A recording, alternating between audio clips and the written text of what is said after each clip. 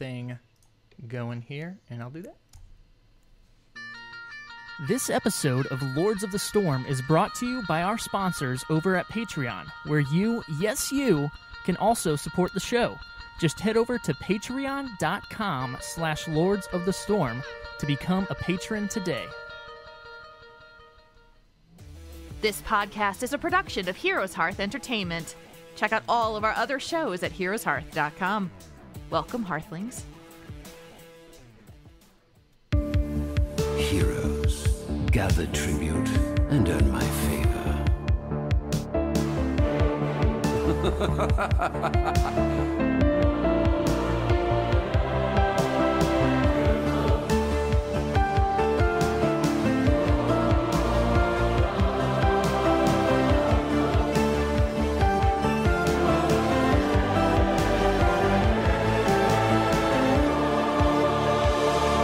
What do you say? Are you ready to begin? What is up, everyone, and welcome to episode 193 of Lords of the Storm, a Heroes of the Storm podcast. My name is Greg Gizmozord Parker, and I'm joined tonight, of course, by the Zord Lords themselves, Mr. Kevin Multizord Ellis and Ryan TBKZord Reader. And on this week's episode, Orphea is pissed. And she has gathered fellow hero streamers to unite and protect the realm from her jerk father, because he just won't go away. He's one of those people. He just lingers for a little bit. Twitch drops continue, balance patch hits, and we talk what we want to see in HGC next year. And to help us do all this, we have a special guest this evening, making his second appearance on the show. His first appearance was as a player, and now he is a coach and our resident third guy. It is the one, the only, Heroes Hearth Esports coach, CauthonLuck. How are you doing this evening, sir? Doing pretty good. Man, I must have been on here a long time ago then. Yeah. You don't remember us, do you? Yeah. Dang Feels it. like I've been coaching forever at this point. Yeah, I believe it was Tempo Storm. Oh, man, that was back in double-digit episodes. Yeah, days. I keep forgetting we have been doing this almost 4 years now, so time just, it flies by. But long time. Yeah, how long have you been coaching now? Started at the beginning of January when, everybody was just scrimming in desperation to get ready for the HGC season. So, been almost a full year coming up here. Okay, very nice, very nice. But again, we have the other Zords here as well. TBK, how are you doing this evening? What have you been up to? I'm doing wonderfully. I've been up to Heroes and like a billion other games for 5 minutes a day because there's tons of good stuff out right now. Continuing the team league climb, I moved a little forward, a little more towards Diamond 4 this week. So just about there. Loving team league. It's just fantastic. Can't wait for the rank merger. Personally, we'll see. I'm excited for it too. But as I have said the past 3 weeks, I need to hop back in Team League and start working on that, and I haven't done it yet, just because I've been trying some other stuff out in quick match. I need to get back into the ranked. Multi, how are you doing this evening? What have you been up to? I'm doing well. I've been playing actually a lot of Heroes because, and we're gonna get to this briefly in a second here, but I've got something I need to buy with gold by the end of next month here. So yeah, I've been actually trying to, because usually I don't pay attention to my quests or gold intake as much, but I'm just to that point where I need to get to that 12K by the end of December. So it's going well though. I got lucky. I got a couple of the higher end quests, like the 800 gold for playing X number of games, that sort of thing. So yeah, and I tried to get into Hero League to see if I can at least finish the placements out on that, because we talked about how it could be important to finish in both ladders at least, so that you have a pretty good MMR moving into the rework of everything. Mm-hmm. But the queue times for Hero League are insane, or at least they are when I'm trying it. I just don't think there's anyone in there anymore. Yeah, that's from what I understand, that's been the thing since the option to solo in Team League. Yeah, has been going on. It's kind of hurt Hero League a bit. So I'm still gonna try it though. I feel like I just need the time to sit in queue and wait to hear it pop. So yeah, I'll just find that time. Okay. People play WoW during Hero League queues right now, is what I've seen. Full Hearthstone games? Yeah, sure, Hey, whatever. Yeah. Diablo on Switch is great for it. Or I guess you can do it on PC too if you're already on your computer. But yeah, TBK, you mentioned there's a lot of stuff out right now, and I don't have time for it all. Between Warframe on Switch, Diablo on Switch, Pokemon on Switch, Path of Exiles on PC, Heroes of the Storm, all the stuff. It's good stuff. But I do have exciting news. Like 3 weeks ago, I made it a quest to learn Alarak because I literally didn't play him since like the week he came out. I just got him to 5, and it didn't go well. It did not go well.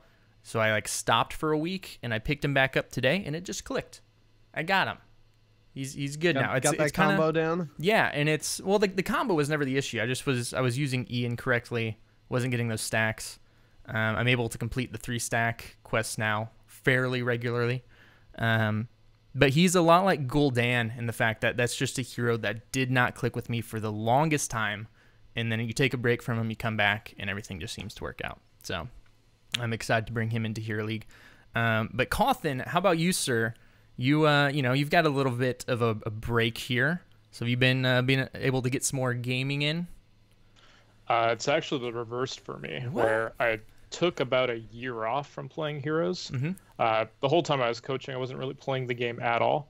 And after BlizzCon, with the upcoming changes, which I'll be honest, I expected to be on the PTR by now, I started playing a lot more to kind of get back in the swing of things and to, just kind of get ready for next season. So whenever they put the PTR up or sometime in the future, might get into something I never really messed around with as a player, where you see an old man try to return to going for a Grandmaster or something after being away from the game for a year. See how that works out. So, what heroes are you looking at playing nowadays then? Because back last time you were on, it was all about that Zagara.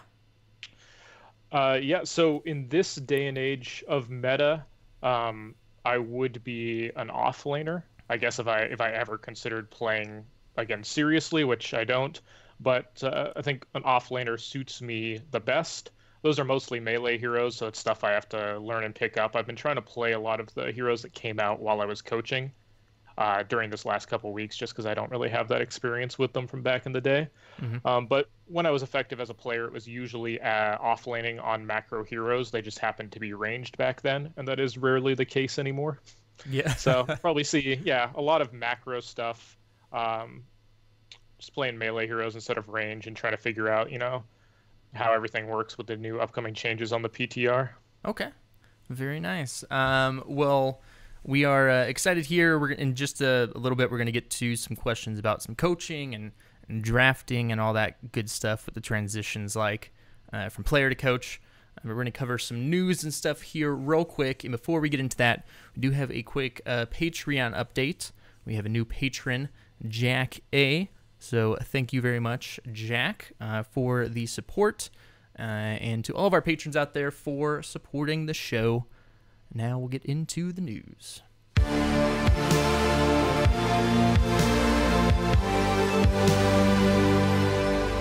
All right, speaking of Patreon, just quick reminder here, we are doing our December patron giveaway, which will be the BlizzCon 2018 Orphea poster with some dev signatures on it, and that will be a randomly selected patron, no matter what the pledge is that we will be doing in the second half of December, and we will get that over to you.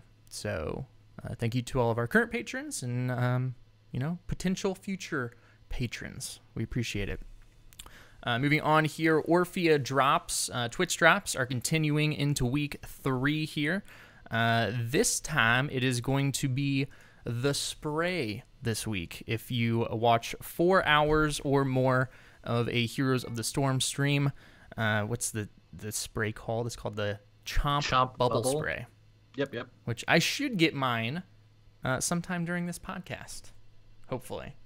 Is it animated? That's what I was just getting ready to ask. I don't know. I don't know either. I haven't gotten to use it yet. Say. I got it earlier today. Doesn't matter because I only use the Heroes Hearth spray, like you should. Gotta represent. Yeah. And remember, you also will have the opportunity to get Heroes of the Storm loot crates or chests randomly from watching those streams as well. And that will be going through this week. So keep on watching those streams. They're real fun. We also have, another reason to keep watching streams, a Protect the Realms streamer event going on right now that'll be going through Saturday, December 1st. And there's a lot of streamers. It's going to be going 24 hours a day through Saturday, December 1st. It will end at 5 a.m. there. And it's pretty cool. Again, you can get those drops from watching it. And then during the event, the streamers are trying to unlock these achievements. There's a ton of them. We'll have the link in the show notes so you can look at them. There's some for Team League, Hero League, and Quick Match. And I believe if the streamers complete all the achievements, or maybe it's the streamer with the most achievements, they will unlock a bonus prize for their communities. What that is, I don't know. It's a bonus. Who knows what bonuses are. So they're all working toward these objectives together. I don't know if it's together or if it's against each other. Yeah, I don't know. I feel like it's a combined effort because it's, protect the realm. Yeah, so yeah. They're combining and protecting the realm. So I feel like the bonus thing is going to have something to do with Heroes of the Storm. What? Breaking news. Odds are, yes. Odds are. It reads, can they clear all tiers of the achievements to unlock a bonus prize for their communities? Communities, so it sounds like working together. Could be if they all clear it, then we all get something? I'm not sure. We'll see how that shakes out. Maybe. Most important news, though, Wonder William will be staying until the end of December. He has been That's pleased. what I'm talking about. He's been pleased with our patronage, so it's been extended to get him. Cauthon, are you going to try and get Wonder William? Do you have Wonder William? Do you like Wonder William? If not, is the whole team what's wrong with you? Wonder William? So I have it on my unlocked account anyway. That they gave us. They considered, I guess, coaches special enough to get those now as well. So You're covered. I didn't grind for it, but I did help my girlfriend grind for it because she was many thousands of gold short. So we did a few games of Team League for a week or two to get that gold before it went away, and then she got trolled because the time to buy it got extended anyway. Right. It's the best kind of trolling, though. It is. It's such a good mount, and who knows if it'll come back? Surely it'll make another appearance because it's that good. But you're gonna feel real bad if you don't get this mount, guys. So grind it out. Kick back this weekend while the event's going on, and put on some streams, earn some loot chests, earn some spray, and grind out some gold for old Wonder William, because he's wonderful. And also entering the Nexus finally this week, as of yesterday, Jander Leoric and Kevin, announcer. I know him as KMJ, Kevin Michael Johnson. Kevin Michael Johnson, announcer. It is called the Cloakin announcer in game. Cloakin. That's it. But it looks like, am I wrong in saying this is just 3,000 gold? It's just 3,000 gold, yeah, and it totally is doable. Literally the best 3,000 gold you will ever spend. Like, if you want to feel pumped and just super encouraged during a game, this is the announcer for you. He'll remind you when there's a talent. He'll point out when the other team forgot to read the patch notes. Yeah, it's true. And he'll always tell you at the end of the game that you are MVP. Mm-hmm. There's also some 6.5 banners added into the game, as well as HOTS High Lord sprays, Alarak sprays, and they're wonderful. I haven't gotten any yet, but I'm going to get them all. Oh, yeah. They're all based on, like, super fun memes, too. Yeah. He creates great memes. Like the little girl, the burning house. There's like a diva version of that. There's like a Chromie eating popcorn. There's all sorts of the why can't I hold all this hype guy? There's a Deckard Kane. Why can't I hold all these potions? It's fantastic. Yeah, it's good stuff. Yeah. Interesting thing I just thought about here. Speaking of announcers, Cauthon, do you guys?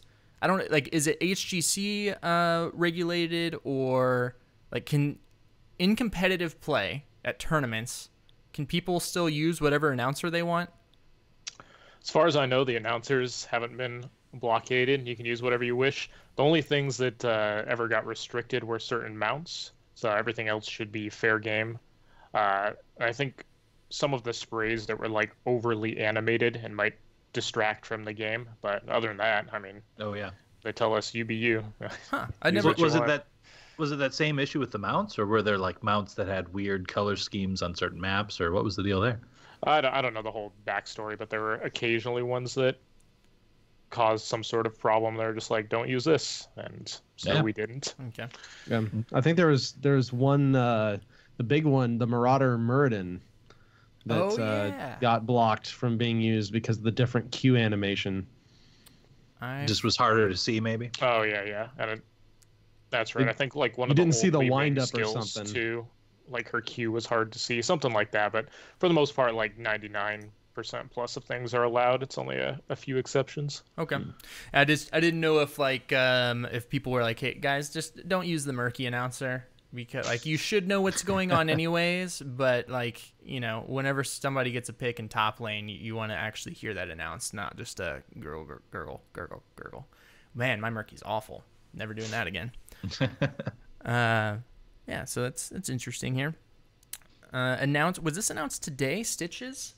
Good old Stitches? Yes, came out today. The Stitches rework gameplay video. Yeah.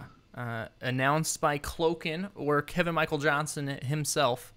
Gosh, he's just one of those guys. You can't. It's not Kevin Johnson. It's Kevin Michael Johnson. He deserves the respect of the full name. Kind of like it's you're like the Kevin. The J. Allen Brack. Right. Yeah. It's Kevin Michael Johnson. But he did one of his Hero Spotlight videos here for a Stitches rework, and it looks pretty interesting. So a lot of talents, I guess, have been built in to add to his hook some more. They have reduced the base range of the hook. They have added in the slow to his slam if you are within a certain distance. And then they changed up his trait where instead of getting hit and releasing the toxin, he releases toxin by auto-attacking, and you can stack that to stack the poison and damage over time between enemies. So it sounds really interesting. There's some interesting stuff going on for the hook there. Are any of you guys excited about this or checking it out? I imagine he's going to be going into PTR Tuesday. So, Cauthon, are you gonna try him out at all? I don't know. People don't really play Stitch as a bruiser because of the hook, but he has some good wave clear potentially with this new trait stuff. Yeah, I think that'll be interesting to see if he's viable as a bruiser, because Stitches always kind of had like a secret viability as an offlaner.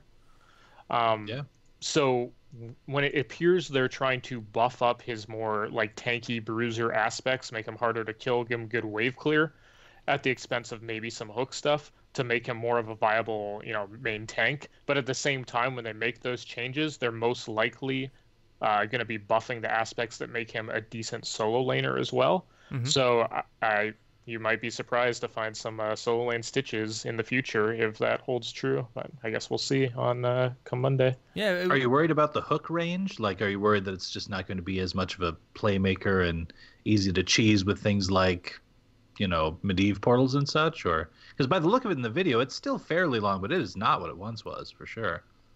Yeah, I'm fine with that. I mean, Stitches doesn't really see play this day and age, and when he does, it's kind of like somewhat considered somewhat cheesy, because it's usually used in a way that's very non-interactive, where it's to use the hook to just blow somebody up instantly or kidnap them with like very little counterplay if it hits you, and not to try to like straight up fight the enemy team. So making him more able to like be a standard tank or bruiser, we'll probably see a lot more of him, and it'll be less reliant on just like the one shots from out of fog that aren't particularly fun to like play against anyway. Yeah, it'll be interesting because he has the self-sustain. He potentially has the wave clear now. Hook's shorter, but it can potentially do some more damage. So you can still use that in rotations up to the top lane to set up ganks. I'm excited for it. TBK, you played Stitches a lot. I do play Stitches a lot. So are you excited for this? I'm very excited for this. He's always felt a little one note, kind of like Cauthon was saying. It's like hook. You missed your hook. Well, that's it for Stitches for 10, 12, whatever seconds. So this should hopefully make him a little more interactive. I like the dual range on his slam. I think that'll be really interesting. And some of the hook talents they were talking about sounded really interesting too. I really hope there's a PTR on Monday. It'd be good because Monday will be in December, and we need to start testing these XP changes. Because they're a big deal. Yes. I didn't forget about those, but I didn't realize that we do in fact need to get those in game probably fairly soon. It should probably be a thing that happens. That would be advisable. It'd be good. I am kind of wondering, since Stitches came out today, if we'll potentially either tomorrow or Friday, and this may be true or not depending on what time you listen to this, get the Sylvanas rework video, because they did talk about her at BlizzCon at the same time they were talking about Stitches. So I would not be surprised if she came with the PTR as well. Well, they made it at BlizzCon. They made it sound like she was not as far along as Stitches because they were still trying to kind of figure out what they wanted to do with her. Because they were talking about how they liked her trait and they were still wanting to incorporate that, but they were still trying to figure some stuff out. So I wouldn't be surprised if that was a little later. Honestly, the Stitches one kind of came quicker than I was expecting. I didn't know that they were that ready. I just thought they were mentioning like, hey, these are the next reworks we were working on. So yeah, maybe she could be here. All I know is that is going to be one heck of a thing of patch notes. Because this is going to come with like the armor standardization too across the board. With how they're doing the stacking and stuff like that. And they talked about they're tweaking a bunch of those talents. Some are going to be getting like buffs because it doesn't stack anymore. So that'll be really interesting to see what all goes and what all stays. Okay. Well, until we get that hopeful PTR this Monday with some PTR patch notes, we did get a balance patch today. With quite a bit of stuff in there. First and foremost, the Call of the Nexus has been entered into the game, and it's pretty cool. It updates in real time, so if you just sit there in the character select screen, pretty much it's always going to be rotating back and forth between warriors, supports, or both. It's flip-flopping back and forth. I haven't done it yet, but I know you get 50% more experience, which if you take that stacked with boosts and the boost bonus experience from people that have it on your team, that adds up to quite a bit of experience. So if you're looking to level up, if you got any supports or tanks you want to level to 5 to get that gold for Wonder William, it would be the time to do it now with the Call of the Nexus in there.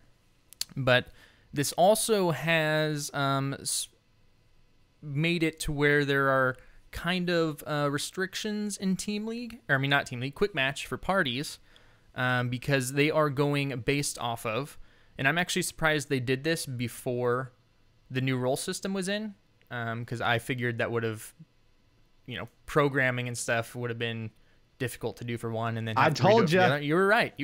I was right. So and I love it. Yeah, and it's worked so far. Yeah. In the 3 games I've gotten to play. After I got home before the show, it has worked perfectly. There's been a healer in every game. There has been a legitimate tank in every game. And all the teams were, if you looked at them, you wouldn't just go, that's ridiculous. Yeah. Like it was reasonable. And for Quick Match, that's saying something. Like I'm very happy about this. Yeah, that's true. So it's going to prioritize, there's going to be 1 warrior, 1 support, and a ranged assassin. And then if you are in a party of 3 must have at least 1 of the required hero categories to queue. A party of 4 must have at least 2, and then a party of 5, you're exempt from the rule. You can do whatever you want. Which is awesome. Like, I love the fact that they give you the freedom back at 5, because then if you're queuing together, you know what you're getting yourselves into. If you want to cheese something out, sure. Well, it's Quick Match. And it makes sense because, I mean, if you're not in a party of 5 and you don't follow those, then you're going to mess up that rule for the person that's solo queuing or whatnot. Exactly. So it's going to mess up the game for them. But then there are some hero changes here. Alarak got some talents. None of the talents I use. So, it doesn't really affect me. I don't know. Do any of you play Alarak? Is the lightning build like the only thing, because none of this stuff really affects it? So I've been told by people who are much better at Alarak than me that if you don't go lightning build, you're trolling. So people don't expect these changes to have that much impact because they're not things that are typically picked. But it does kind of follow the theme of most of the changes today, which were to buff up very underpicked or low win rate talents. So, I mean, it's fine. Change those up, give them a little bit of buff. Maybe people will find new viable builds with them, but it doesn't hurt the hero, if they end up still not being good. Yeah. But I mean, while Alarak is good and fun, and Greg, I'm glad he's clicked with you. I'm far more interested in getting Cauthon's take on this Genji change. Yeah. Genji's basic attack range got reduced from 5.5 to 4.5. That's a lot. How does this affect things from a pro standpoint? Because just looking from like the HOTS logs, Genji's win rate has been down fairly far for a while, but his win rate is much higher in higher leagues, higher skilled players. HGC, we see Genji all the time, or at least quite a lot. What does this do for us? Finally is all I have to say about this. I mean, since like the moment that hero has been released, it's been pretty much for like a year and a half straight, almost first ban, first pick, or at least like right up there for many iterations, many metas, etc. And Blizzard hasn't typically balanced around the pro scene with this game, but it is, I guess, a good first step that they're finally addressing that, because normally when they do a change like this, they would buff him in some other way that they try to bring up his win rate in, quick match or hero league or whatever. Like you said, he's low on like pub play. But in this case, they pretty much just accepted that he's too oppressive in high level play, and they only made that change without trying to, make up for it in other ways, which they've done in the past, and sometimes make the hero just better overall. Yeah. So it's nice to see. I think it will be very, very impactful. It removes his ability to solo kill some of the wells on certain maps where he can shuriken them and then auto attack them from the sides, which is very obnoxious. And I think it's the kind of thing that can be fairly easily partially rolled back if it proves too effective. Like, I mean, if his win rate just drops into the 30s and he's never picked in pro play, then all right, they just scoot it back up to maybe 5 attack range or something and see how that feels. So I think if nothing else, everybody is just sick of seeing Genji all the time in pro play. Like, there's something to be said for just shaking up the meta every now and again. So I'm a big fan of this change, just to like, let's try something else. He doesn't need to be like S tier for the entire length of this game's lifespan. Oh yeah. No, anytime I see a Genji in one of my games just do a bunch of really flashy stuff and get all these kills, I'm like, oh, it's Mr. Esports man again here, just doing his thing. No, it seems almost like Blizzard thinks this change might not be enough though, because the last line on the developer comment says, if this change is not enough, we have some additional ideas to curb Genji's dominance that we will explore in the future. So, like, is there? I mean, do you think this is enough, or do you think they may have to still keep hacking away? I feel like this should be enough. It's pretty impactful because one of the main benefits of him is that he was able to just trade so effectively against any rotational heroes. Against tanks, he would just follow them and just toss like 30 shurikens on them as they try to rotate. And most tanks can't really do anything about it because he's like slightly outside of their threat range and has so much mobility. It will be riskier for him to do that type of thing now, which I think is a good change overall in this game for the highly mobile Overwatch style heroes. For them to pump out the kind of harassment damage they do, it does feel like there should be more risk involved. So I think this was a good change, and I do think it'll be very impactful. Yeah. And I honestly, speaking of not trying to balance heroes to the HGC level, I honestly don't think this is going to impact much of the lower league Genji players. So I'm sure his win rate will probably drop a little bit, but I don't think it's going to be super drastic because he's already he's not an easy character to play, hence the reason he has the low win rate. So I think it'll drop a little bit, but not too much. But it'll be interesting to see. I think this kind of tells me they've accepted that certain heroes that have this kind of skill cap and this kind of play are just not going to have the kind of numbers that normal heroes have for the general population. I mean, we see this with Medivh too, right? Like Medivh win rate on just in general is pretty down in the dumps, honestly. Mm-hmm. But you give Medivh to a pro player and you can do stupid, ridiculous, game-breaking, essentially, things. And so in a lot of ways, Genji was a version of that, just with mobility and the way he could harass and stuff. So I like that Blizzard seems to be okay with some of these heroes that are crazy like that, just may not ever get to that 50% win rate in regular game. Yeah. Happy that they accepted that. Tassadar was another big offender of that, where he was constantly at a low 40s win rate in Hero League and stuff, and every time Blizzard tried to even remotely buff him to get his win rate up there, he became completely oppressive in pro play, and just nobody enjoyed the years of Tassadar where you can't kill anything because you can't make a play on the map because he has vision of everything. He has shields. He's not very offensive. It was a very unenjoyable time to play when he was in every game, and we only had one ban. So that was another hero that's up there with those two, and hopefully they continue to embrace that certain heroes, it's fine. They don't have to be at a 50% win rate. You can have like very specialized players that like to play them, but if you're not great with that hero, you probably shouldn't play it in ranked, and I think that's fine. Well, speaking of the other brother that we also see a lot in HGC, Hanzo. Interesting things happening here. So basic attack damage has been increased from 188 to 198. It's pretty big. Never outmatched at 7. Cooldown reduction increased from 2.5 to 3 seconds per basic attack, and then cooldown reduction only applies when hitting an enemy hero with basic attack. 16, flawless technique. Damage bonus increased from 25 to 30%, and Giant Slayer damage increased from 1.5 to 2% of enemy heroes' maximum health. Developer comments.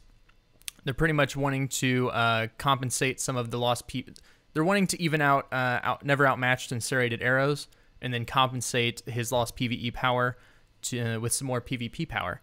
And let me tell you, in the games today that I've seen of Hanzo, seems to be a lot of PvP power. His numbers are pretty high when it comes to hero damage.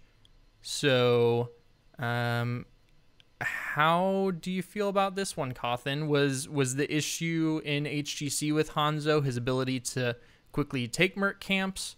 Was it his team fighting ability? Do you think this is going to help with that or make him more dangerous? It completely changes the style of the hero, I think. I don't know if that's necessarily good or bad, but he was seeing obviously a lot of use on maps like BOE or Cursed, where PvE damage was super good, but he was a good hero outside of that too. So I do think that bringing his PvE race in line with other, like before it was just way ahead of everybody. Mm-hmm. I think bringing that down is fine. It'll be curious to see if he's too oppressive, kind of like in the way that I mentioned Genji, where at high levels of play, the Genji can just kind of like follow tanks' rotations and just really harass and make life miserable for them because it's hard for them to trade or disrupt a hero with mobility and a lot of range. Hanzo is going to be like an extreme version of that now. Because Hanzo was already really obnoxious to tanks with that high auto damage, high range, where he can't be like traded back into unless somebody escorts the tank. And now it's just going to hit even harder. People are probably going redemption build. So all the Garroshes of the world are just going to be like super frustrated trying to move around while Hanzo just like follows them around, right clicking on them. And like if their teammates don't help them out, it's going to be a very unenjoyable experience for some tanks. So there is a possibility that just becomes too oppressive as well. But we shall see. I can't really say if it was a good or bad change. It's just kind of like taking the hero in a different direction. And he might be a little too good, just in a slightly different way now. But we'll see. Yeah, I can see that, but if the games I've played today or anything, we're gonna be seeing him quite a bit, I think. Kerrigan here getting some more stuff. Basic attack damage reduced, impaling blades damage reduced, mana cost increased, psionic pulse, explosion damage increased, and mana cost increased, and then quite a bit of talent stuff here. Health and mana regeneration increased for Assimilation Mastery by quite a bit, 100 to 150%. Sharpened Blades at 4, damage for killing minions increased from 0.5 to 1, and then the max damage bonus increased. Did that came down initially, right? Did it just go back up to what it was? I think so. Overall, it looks like, for the most part, that it's like taking some power out of the base kit but putting more power into the talents. Yeah. From what it looks like. So, it's fine. She's she's still been in a pretty good place. I miss my Kerrigan. I need to start playing her some more now that I've figured out Alarak. Nova TBK. How are you feeling about this stuff? I actually really like it because I like the snipe build. Mm-hmm. And so they're changing it now, because one of the things about Nova that was always super frustrating is, especially if you took some of the snipe build stuff, your mana just disappears so quickly. And so they changed Perfect Shot now. So instead of at level 7, instead of getting an additional snipe stack for hitting enemy heroes, now refunds the mana cost. So that will reward you for hitting multiple snipes. And then at 13, they kind of just switched them around. You don't get the mana cost refunded at 13. Now you get the additional stack of snipe at level 13. So they kind of just swapped them around a little bit, but it helps a lot. I think it's going to help a lot because you get that mana refund earlier, because waiting until 13 to get that was kind of painful. I find it funny that it must have just been easier from a programming standpoint to switch the talents themselves and not the name. Because normally they would just swap the talent from one, like the talent itself, from one tier to the other. But now the names are swapped as well, I think. I was going to say, I'm a pretty big fan of this change as well. Basically the whole thing is, when you're going for this build, you're trying to do kind of a sustained damage build, not so much doing like one-shot style. And so the problem before, like you mentioned, was that you just don't have the mana to really, it didn't really work. Yeah. Like your sustained damage, and it comes online at 13 once you have the mana and the range, so you can actually like spam those snipes out, put out heavy sustain. And now she gets that spike at 7 instead of 13. So it makes it a lot more viable. I'm just going to say, like, I don't think Nova's, going to be all over the place or anything, but I think that build had a very core problem in that you weren't able to come online until 13 because of the mana issues. Whereas now, the time you would look to use a build like this would be, say, on Volskaya, where the most important part of the game happens right around level 7. And if she can hit that spike on a map like Volskaya, where sustained overall damage instead of like one-shot power is actually really strong on a map like that, you could actually, I know it's kind of unheard of, but you could actually see Novas played for the sake of like a normal ranged assassin poke range damage, kind of more like a Chromie would be. Whereas, typically in the past, whenever she was used, it was just to, gank people across the map. This might have put her sustain high enough to where she could be viable on a map like that. Interesting. I like to hear that. Yeah, that's interesting. Multi, have you ever really played Nova? Are you a Nova player? I've messed around on her, but no, she's not really my style. I'm not either. It's TBK over there. I mean, she's the best. Nova play. Whatever. Weirdo. Potentially the most interesting change I've come across, this is really the one I've tested the most here, is Orphea. So, real quick, the changes of her, they've increased her basic attack damage. Shadow Waltz, they have increased the damage of. Crushing Jaws, they increased the cooldown of from 50 to 70. And then her talents level 1 endpoint, the damage bonus increased from 50 to 75. That's where if you hit them with the end of your Shadow Waltz, does bonus damage. And then Lurking Terror at 16 now shares a cooldown with Chomp. So the whole reason they did this was to kind of fight against her huge burst potential with the Ravenous Hunger build, being able to do the whole combo with Crushing Jaws, and then to finish it off, have your Chomp again on the Lurking Terror. You won't be able to do that anymore because of the shared cooldown. But the interesting thing about this, I've tried both builds. I still did Ravenous Hunger, and it still seemed okay. I mean, like, whenever you're landing that combo, if your team is there whatsoever anyways, people are still going to die. So that works out.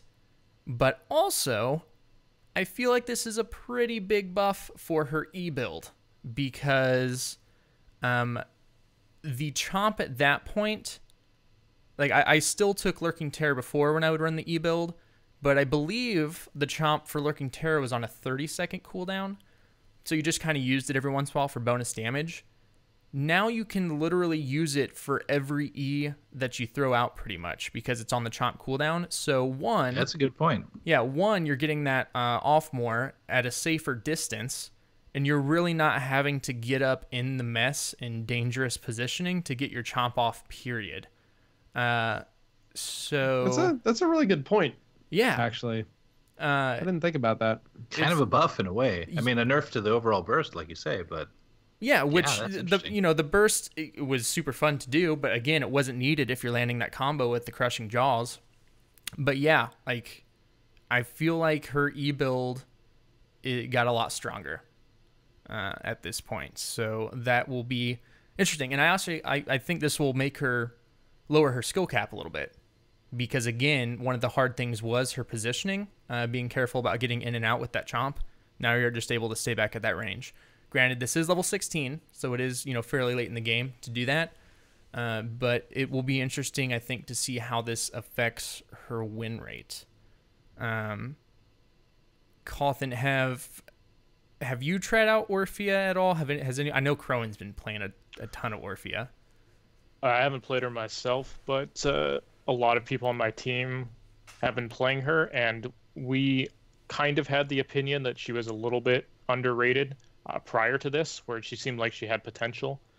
So with this change, I think you'll be seeing a lot of people trying her out.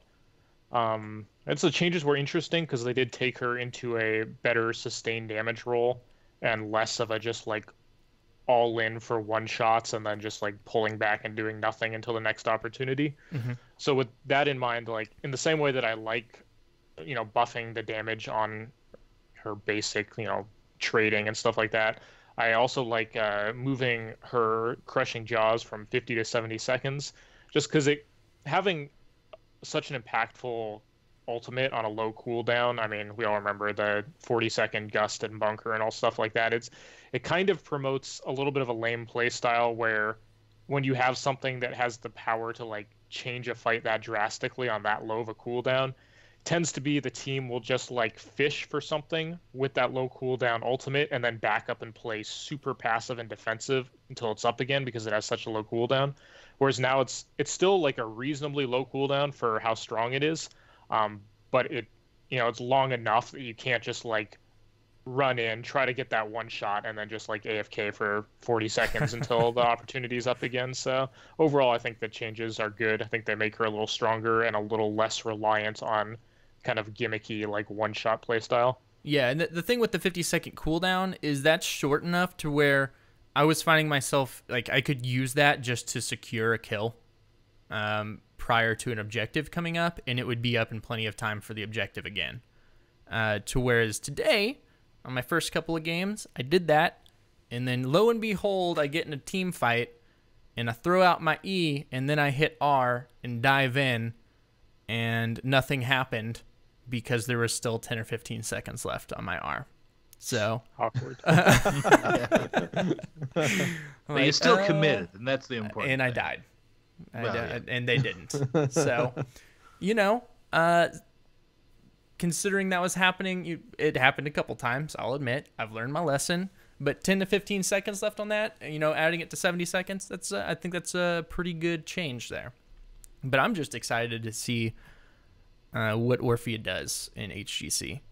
Because I have always, since I started playing her, I always thought she was going to be great. And then some people are kind of talking down on her.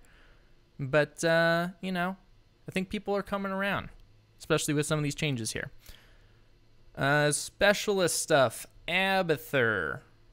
Good old support Abathur. Level 1, Regenerative Microbes, healing reduced from 68 to 62. Seems like another thing aimed at pro play. Yeah. How do you feel about solo support Abathur, Cauthon? And I think it's cool. It's BBJ pretty much popularized it. I played a lot of Abathur in like 2017, and it kind of like became popular after that. But I never did it as the solo support playstyle. That has proven to be like the most effective for this last year, at least in our region. So I mean, I'm a fan of it. I think it's cool to have variety and to play in a way that makes that type of thing possible. Whereas it's not something that people would have ever expected to be viable on that hero. Okay. Did they have, in the new roles, they have him under utility, right? Not support? Yes. TBK? Okay. That's what I thought. Yes. Have you ever messed around with, either of you, Multi or TBK, messed around with the support build Abathur? I'm just bad Abathur. I haven't messed with the support build, and I certainly haven't been the solo support on a team, but I do like me some Abathur, for sure. Okay. I mean, that's like the J-How TBK special. I know you. Yeah, you and your Varian Twin Blade support Abathur. You're just one of those. You're just 90% win rate. 90% win rate. Twin Blade Abathur. You Nova Twin Blade player. Yes. I'm weird. You're toxic. I'm the TBK's weird. toxic. Yeah. The T in TBK stands for toxic. Toxic Knight. Fun fact. A couple more here. We got Azmodan, level 7 bombardment, range bonus decreased, and then Pride at 20, damage bonus reduced as well. So some Asmo nerfs there. Azmodan banned all the time in my games. Anna on support, healing dart, base heal amount decreased from 215 to 205. Deckard, healing potion, cooldown increased from 3 to 4 seconds. Mana cost increased from 20 to 25. But healing increased from 219 to 240. So Deckard, I'm honestly, whenever he first came out, I thought he was kind of weird. I thought he was fun as a support. I'm not much of a support player. I was surprised with how much we ended up seeing him in the HGC, which I'm glad we did because he's a cool guy. Really? I mean, you've got a surprised? slow, you've got a root, you've got healing you can leave around in different lanes. Like that's like you've got the stay a while, which is a mass stun essentially. You've got Lornado, which is ridiculous peeling or trap. Like he just seems custom made for pro play. Yeah, I guess that's true. I'm just I'm not much. I only play Brightwing now. Sometimes Kerosene, which is funny. I would like to see more Brightwing in pro play. Oh, Brightwing's awesome, dude. Just ever since her changes, she's great. I love her. But these changes are here to try and keep him from, keeping everyone alive when somebody gets dove on, because he tends to do that now. So they're looking to add some counterplay. And the cooldown reduction could do that, I guess. It's quite a bit of healing added to it, but who knows? We'll see. Stukov, Lurking Arm, range increased from 10 to 11. That's an annoying ability. Darn, you're a Stukov player too, TBK. There's another toxic support. But in different ways. Yeah. Since he is toxic. How do you feel about the Tyrande stuff, TBK? I think it's going to be really interesting, and I'm kind of interested in. I don't know if you've talked to BBJ at all yet. I saw he tweeted a little bit about how Elun's Chosen or something being at level 1 is going to be crazy, It was a little crazy to have what was essentially a cleanse at level 1 with 2 charges. So they basically swapped all her level 1 and level 7 talents. Just swapped the whole tree. So I don't know. I think it's kind of interesting. You'll still get all the same stuff at level 7. I don't know, Cauthon, have you talked to BBJ yet or not on any of this stuff? Yeah, I think everybody's opinion on that healer specifically is pretty similar, and it's just kind of, it'll be a little bit different, but if they thought that Tyrande was a problem, it doesn't really do anything whatsoever to address the problem. I mean, she got an extra second added on to her refresh on Q, but when you look at these notes overall, like, a lot of the healers are getting throughput nerfs on their healing. So that wasn't really like a standout for her. The Moon talent that BJ is talking about is really, really strong as well. So, I mean, I feel like it's still going to be the same thing, is you're going to take both those talents. In the majority of situations, it's just going to, at least in pro play, it's just going to, slightly delay the fact that you can't CC her team effectively until 7. But if that was a problem, just having it delayed a bit doesn't really solve it. I feel like if they wanted to get rid of her insane cleanse power, at least tone it down a little bit, they maybe should have tried adding like an internal cooldown to the cleanse where like maybe it can only cleanse an effect once every 10 seconds. So it doesn't like take away her normal healing power, but she can't just like cleanse 2 things back to back per se. I don't think this will make too much of a difference in her overall power. I think she'll still be quite a strong hero. Okay. Speaking of the throughput healing, White Mane, Desperate Plea, cooldown increased from 0.3 to 0.5 seconds. So can't spam it quite as fast. Can still spam it, though. She's less desperate. That's That's all I have to say about it. While her allies become more desperate. Right. Exactly. Blaze, Bunker Drop. Allies now have to channel for 0.5 seconds to enter the bunker. I don't think this is pretty big. I don't think it's going to be a big deal for the lower tier, but this is going to be, I have a feeling, going to be really big for professional play. Would that be a right assumption, Cauthon?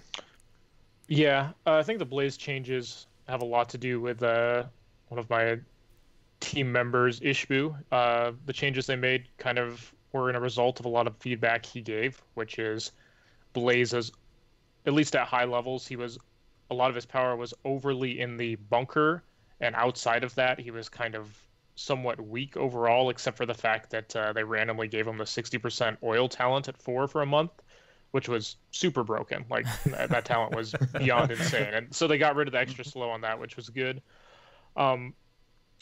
So yeah, it's a step in the right direction. And that, I mean, it's a hero we used to just call Bunker when we were playing. Just be like, pick Bunker, Bunker's coming, because I mean that's basically what the hero was, and it was so ridiculously effective. So making him, I guess, a more viable main tank or solo laner outside of just that bunker is nice. I think it will be super impactful. I actually think at the low levels, combustion might just become like the new way to go in Hero League. Mm-hmm. I feel like Bunker was kind of an ultimate that like took a lot of cohesion to use effectively anyway, but if you did use it well, then your team could use the streams for focus fire for extra damage on a kill target. They could, essentially rotate in and out, and whoever is getting focused and go back in. Those were kind of things that like were best utilized in pro play instead of at just like Hero League level. And so I expect Bunker is actually going to like drop tremendously in win rate in Hero League. Like, I mean, I wouldn't be surprised to see that like down around the low 40s after these changes. So that'll be pretty impactful. Okay. I think the White Mane, actually, that change will be really impactful too. When you look at the amount of throughput that is reduced on her Q, just the percentage increase in time, it's actually really, really impactful. And I think kind of the overall goal with a lot of these changes, but especially on Kayn and White Mane, was to make it so it's not so frustrating to kill one person, especially in Hero League style games where people aren't as organized. like in pro play, you can still focus fire and blow up a Kayn or a White Mane or one of their targets, but in unorganized games where you only have maybe one or two people focusing a target, it's very, very difficult to ever kill anybody, especially Kayn or White Mane themselves, when they just, press R and then just alt Q themselves and waddle away. And so this seemed like a very targeted nerf at the individual survivability of just doing that, because it doesn't really take any skill to just hold alt Q and spam it on yourself. And both of those heroes got really big nerfs in that regard of keeping themselves up or one specific target. That'll be really interesting, and I would be excited for that, because it is extremely frustrating whenever you and maybe somebody else go in, dive a hero, almost get them down, but not quite enough. Now your cooldowns are blown, and you just kind of got to rotate out until they pop back up, and then at that time they're back in as well, and it's just reset. So that'll be good. But the other changes to Blaze are actually I like too. All for his level 4 talents. Feeding the Flame cooldown reduction decreased from 2.5 to 2 seconds, but added functionality now also refunds 5 mana each time Flame Stream damages an enemy hero. So hopefully that'll help with his lane presence a little bit, because he started burning through some mana a little bit. Oil Dispersal no longer increases slow amount of oil spell, and then Meltdown damage reduction increased from 5 to 7% per stack. Maximum stack count reduced from 6 to 5, and then maximum damage reduction increased from 30 to 35%. Mel Janis. I know you've been liking some Mel Janis. How do you feel about his stuff here? I mean, you can't feel great about this if you like Mel Janis as I do, but I mean, it's some pretty well needed nerfs, except it's not really in the area that I expected. So, basic attack damage down from 105 to 100, probably fine. Fell Claws cooldown increased from 8 to 9 seconds. And then Carrion Swarm, which is one of his ultimates, the one that people take, damage reduced from 66 to 63, which doesn't sound like a lot, but the fact that it's AoE and gives you health back when you do it probably is. And then level 7 Will of Tichondrius, damage reduced from 4 to 3% of maximum health. So that was the one where you were sapping health, right, on the third swing? Yep. His giant, for giant heroes Slayer thing. Yeah, and it was insane. And still take it, because it's still probably insane. But yeah, no, I still think that the concern with Mel Janis, at least for me anyway, in the games that I play and the level I'm at, is with the sleep time. I just still think that it sets up way too many things if he gets the right amount of sleeps off, and then the team collapses in the proper way. But I'm not sure. And so Cauthon, I assume this has to be someone you're at least testing as one of your offlaners, right? What are your thoughts on Mel Janis? And do you think he's ever going to see HGC play, or is he just a straight ban? You mean as in he wouldn't see HGC play because he's too good and would just be auto banned, or? That's what I'm thinking, but I don't know. Maybe I'm just basing off of my own experience in like Team League and stuff. He gets a few bans there. I think he's fear banned at this point. Like, I'm not sure I'm not sure it's like a necessary ban anymore. I think people are just scared of him. Yeah, I don't feel like Mel Janis is over the top oppressive in pro play. Granted, a lot of the teams have been on a big break after BlizzCon and or awaiting the new changes to the game, so there hasn't been like extensive testing of some of these new heroes. I know that Ishbu's thoughts on it was that he was kind of somewhat overrated. I don't think he's used as much as a top laner as he is kind of a main tank, but I think after these nerfs, I mean, he certainly won't be like a first ban. I don't anticipate in pro play anytime soon. I know Europe has been using him more, and they seem to feel he's very good. And Europe's usually right about these things, but so far we haven't seen him be like super oppressive or anything. And especially after these nerfs, like I don't know. We don't really have the data to make a hard decision one way or the other. But for now, it seems like he's not super highly contested. Okay. Update. I just got my Chomp Bubble Spray and a loot crate. So look at that, guys. Keep watching Hero streams. You get free stuff. Last thing on the patch notes here, hero-wise, Irel, Murad's inside at level 1 now only applies the buff when hitting an enemy hero with a basic ability. Bug fixes. Lieutenant Morales fixed an issue causing Safeguard to grant an incorrect amount of armor. Was it like doubling armor or anything? Does anyone know? That seems like a pretty big bug. But it doesn't matter. It's fixed now. It's gone. Right. It doesn't matter. No one plays Morales.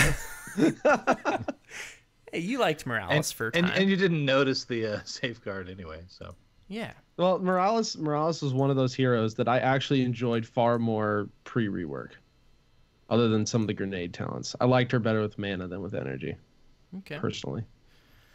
All right. That is it for the news. That's a bigger balance patch we've had in a while. Some of the later ones have just been kind of small. But now we're going to talk to Mr. Cauthon here about some coaching, some drafting.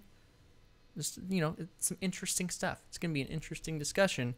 So hold on to your butts, chat room. And if you're driving, put on your seatbelt. You should ought to be wearing it anyways, because it's not going to be that intense. But it's going to be a good conversation, I think. That was the weirdest intro for an interview I have ever done.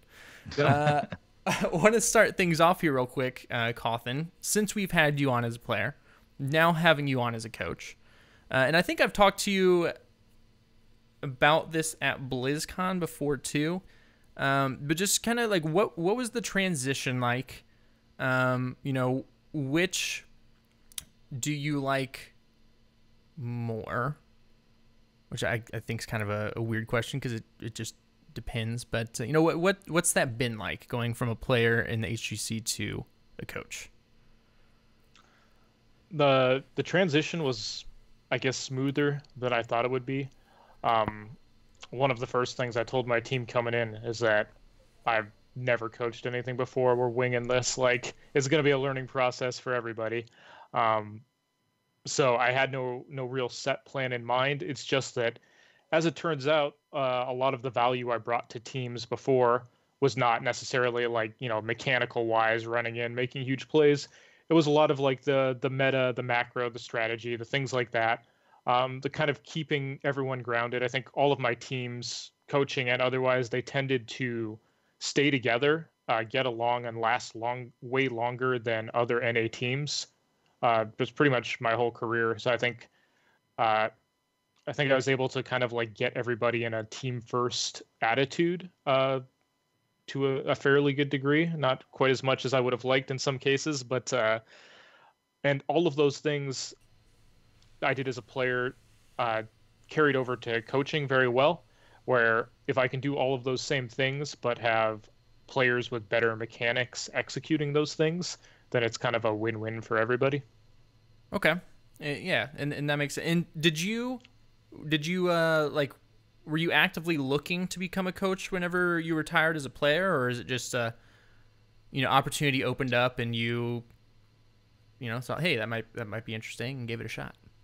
I was considering it in the second half of 2017, just because there was a lot of things that when I was playing with Tempo at the time, we had been, super dominant over our region, barely lost any games for like a year plus, and we went into that huge slump where we, lost about half of our HGC games. And around that time, I had, I guess, a direction that I thought we needed to like change, some things I wanted to change. But as a player, suggestions and things like that don't always come off very well. And as a player, usually those type of things are kind of like considered to be like self-serving and not necessarily for the good of the team.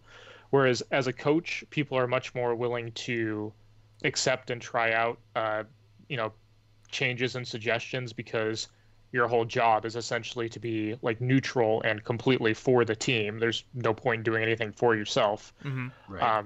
And so, when I was experiencing some frustration towards the end of playing with Tempo, I did start considering perhaps I'd get into coaching, because I feel like looking back on the things I suggest and the way that I want things to change, generally they're pretty on track, not always right, but I feel like I'm a freaking mid-30s dude with like not great reflexes or mechanics playing at the highest level for multiple years in HOTS, right? It's like obviously it's not my play that's getting me there. It's because I know something about the game, right?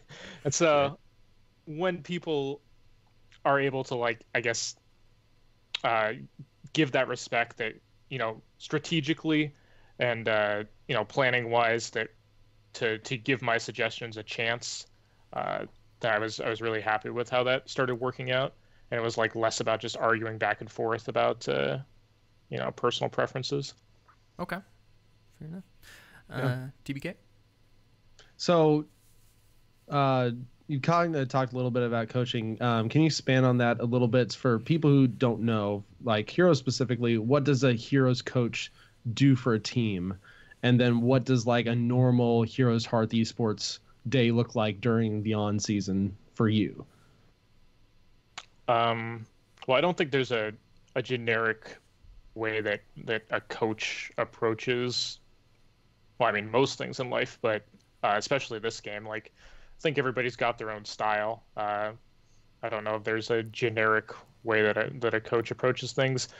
For us, though, it is I'll be there for both of the scrim blocks. Generally, we like to approach scrims with more of a kind of a learning aspect, more so than the result. Having a team whose highs and lows are too tied to scrim results is never a good look long term.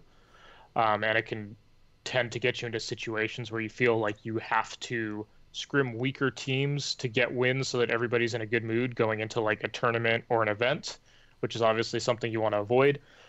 So you want to keep everybody in the mindset of we're here to learn. We're not here to like, you know, try to go 5-1 and tell everyone like, yeah, we're dumpstering in scrims using our best strats and then having those things banned when it matters. Like we're, and I think my main job is to spur discussion. Like in the draft, after the game, etc. I'm just one voice giving different suggestions. I'm not the like pure authoritative, do this, this was right, this was wrong. I'm trying to get the team talking about what might be good here, why, get the team thinking about the mistakes we made in the previous game, what could we have done better. And if the team's already talking about those type of things, like I'm just going to let them go. I'm not going to like step in and override and like, no, this, but I'm going to often prompt things. I'm going to ask questions that I often already know the answer to like, you know, intentionally prompt people to talk about something I want them to, and try to keep everybody at like a somewhat neutral state emotionally. I think that's the best for long-term learning in, you know, these kind of marathon scrim sessions when people are getting way too high after a win or way too low, not only in game, but like after the game.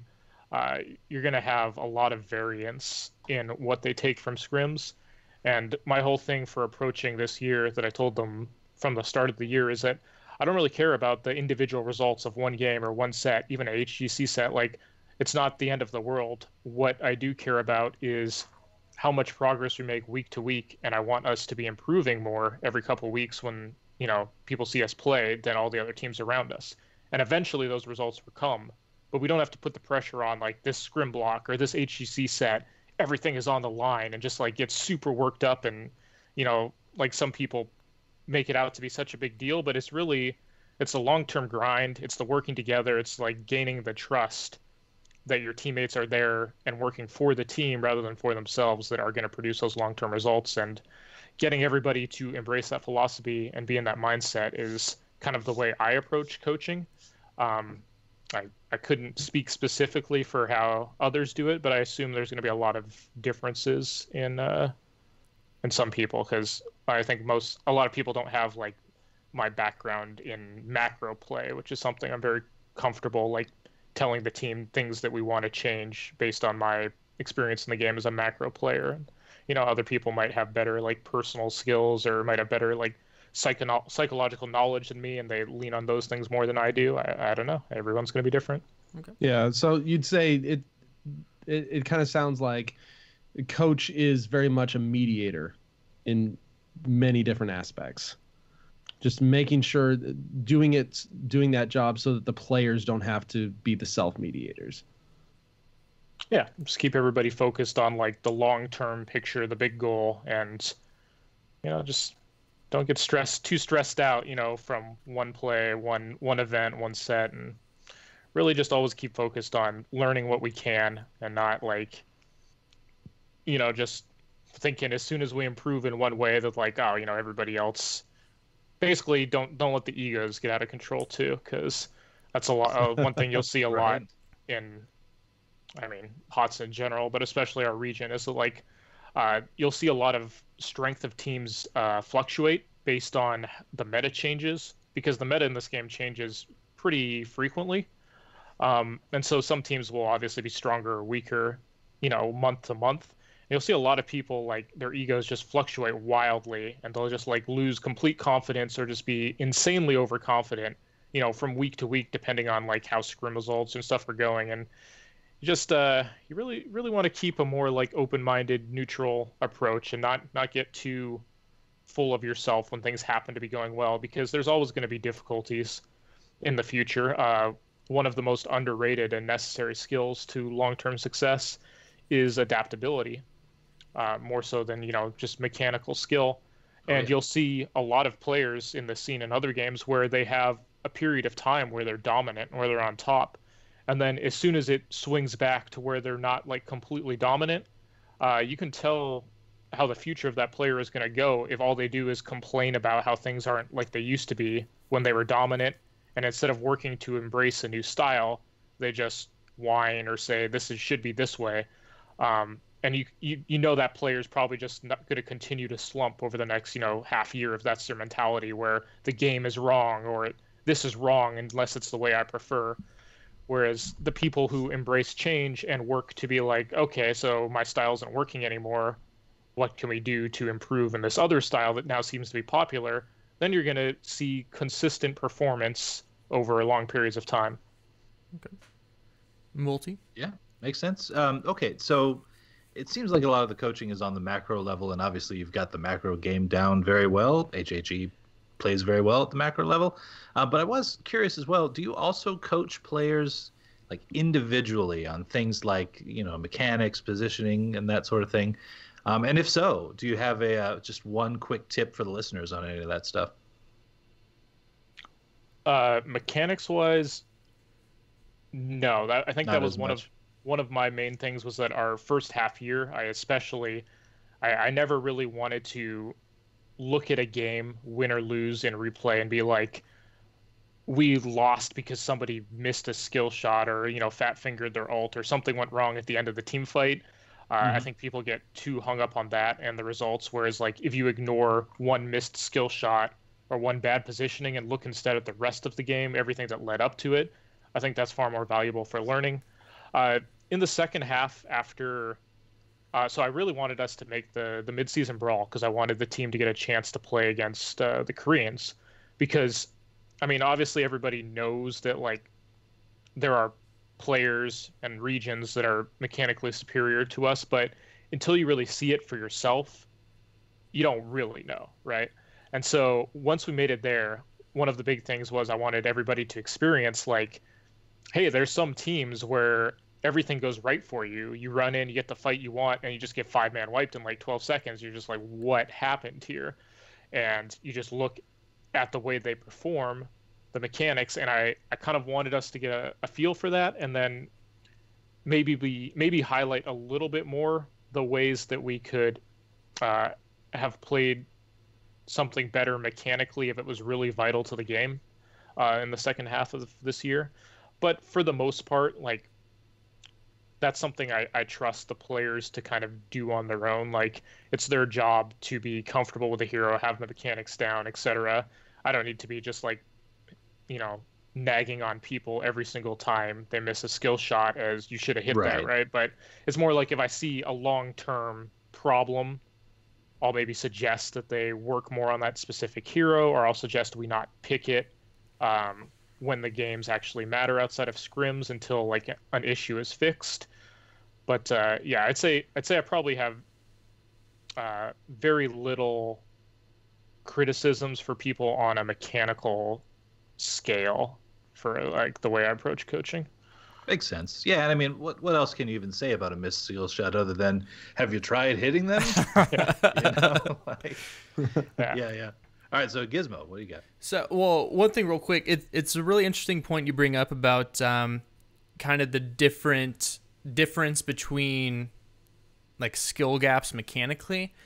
I don't think a lot of people actually understand that because they don't experience it. Because while there's, in game and quick match, matchmaking can be wonky and you may get stomped a game, or it may happen in Hero League. Like generally, it's you feel, you can tell and feel like, oh, like we lost the team fight, like they played better as a team. I remember when I think Hans was either an alpha or beta. We played in a Titan Arena tournament, and we were initially supposed to go up against Evil Geniuses. And we got switched to APM, and we played them. And these were, professional players at the time. And it's just like, once you see how much better someone is mechanically, like actually better, it's like there is nothing, like you don't even understand how they're doing what they're doing. It's like, okay, do they have more abilities? Like we're like, I don't even know what we can do here. Like they just have the same basic abilities as us, but there's nothing like, it's hard to explain, and not many people experience those were it. two of the quickest games I think I've ever played. Yeah, and it was right out way. the gate, right out the gate. Like absolutely nothing you can do, and it's a really weird thing. So everyone should experience that if they can. Sometimes sign up for a tournament that you shouldn't sign up for, just to get stomped. Fully agreed. Yeah. But that made me kind of lose my train of thought. No, here we go. So some esports, Overwatch League, for instance, I don't know if League of Legends does this, or Dota as far as the MOBA scene. So some leagues have more than 5 players or 6 players, whatever the general people playing the game on their team. They have subs.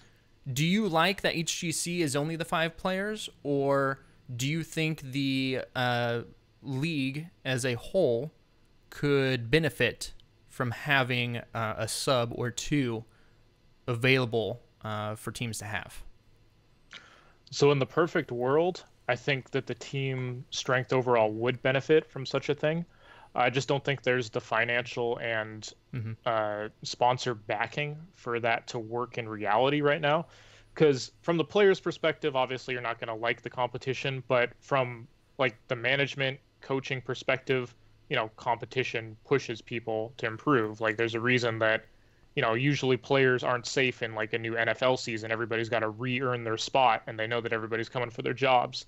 And so in Heroes, if you were able to have a couple, dedicated subs where if that person is working harder than you and improving, or if someone's like, not doing what the team needs and they come in scrims or they come in for a game or two, like that's going to probably drive the level of performance for the team upwards overall. However, what would actually happen in HOTS is that you wouldn't be able to sign those people to a long-term deal, because there probably wouldn't be, I don't think anyone's going to want to throw a reasonable amount of money at, dedicated subs. And so what would actually happen is that person would, play with that group or that dominant team for, a few months, and then they would immediately be just picked up by a lower tier HGC team that would then like try to get all the information on what the good team is doing. Their drafts, their style, their approach, the way they like approach coaching, etc. Like pass some of that on to our team now, and the money that they would make by getting an HGC spot with the HGC salary with even a low placed team, there's no way they would pass that up, because nobody's going to pay them anywhere close to that just to continue to be a sub for a top tier team. Yeah. So it just wouldn't really work with the way it is now. But, ideal world, I think it would be good. Okay. TBK? So I know there's coaches in general are in some ways a little bit of a new thing for Heroes. Like you saw 1 or 2 teams maybe have them, but they're starting to become more of a popular thing. I don't know if every North American HGC team has a coach yet, but I would assume you would say that it's a worthwhile investment. And I think we've seen teams with coaches grow more than teams without them. Yeah, I mean, they're a lot more popular this year. Historically, at least in NA, there were often not very many coaches at all. There were usually just a couple or a few, and there was kind of a prevailing thought amongst the player base that coaches had never really like shown a very clear positive impact in results. I'd had coaches before, and like I always appreciated having like a neutral or a different perspective. Um, but for whatever reason in NA historically, like you had you had never just like looked at a team, looked at their record, looked at their performance, and then they get a coach, and like 4 months later, you're like, oh wow, look at the improvement in their results. Like that had just never happened. And now I think since Heroes Hearth has been on such a rise, and it's certainly not all because of me. Like there had some great players that put in a lot of effort, some rising new stars, but I think people, the players themselves, are more willing to accept coaching. Whereas before, you had a lot of players. I don't want to name names, but there have been some players that have like, and it's been publicly shared that they've told their coaches like, hey, I don't respect you as a coach. Like, what have you ever done in the past? To people who I actually think are pretty good coaches. And since the results have been there this year, and you're starting to see the teams that make it to international events more and more frequently have coaches, I think people are more willing to be coached, to accept other opinions, to accept criticism in a way that they weren't really willing to a year ago or a year or two ago in NA. So, I mean, I don't want to say that just like having a coach is just default better than not having a coach. It's obviously going to depend on the person and the team. But people seem to be definitely pushing and willing to accept having one these days where, just look like a year and a half ago, and that was something that most people just wouldn't even want. Like most people just thought like a coach was pointless if they couldn't play the game better than the team. Like what were they going to bring? And I think that mentality has changed a lot recently. That's really awesome. In fact, I think from an NA perspective, and I assume you'd probably agree that we definitely had a jump this year in competitiveness compared to previous years across more teams, not just with each other, but with EU, with Korea. And I feel like coaching at least played a part in that for several of the teams. Mm-hmm. Hopefully. All right, Multi. Yeah. So, okay, now that you've been a player in the scene, you've been a coach in the scene, you'd probably have a pretty intimate look at how this sort of thing works. And I have to ask, like, how far would crowdfunding tournament prize pools and the HGC in general go for, like, improving the scene? Because we see it in other games in some cases where you're able to actually pay in and then up the prize pool and that kind of thing. Do you think that would help out at all? And how much? And I certainly think it would help. I don't know that it would be a huge impact because the amount of money that Blizzard already puts towards the game is quite high compared to like the popularity of the game. I know that's kind of something that people tend to complain about is that like, people only get paid 20,000 or whatever. Well, that's only if you're like the worst or you're not making it to any events, so you're not succeeding.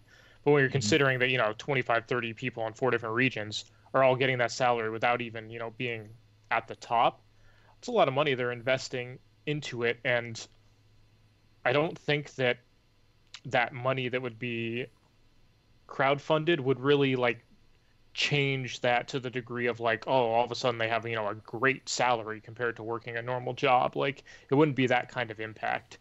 Whereas when you look at, other MOBA games, the amount of money that is put into it is like majority from the crowd in some cases.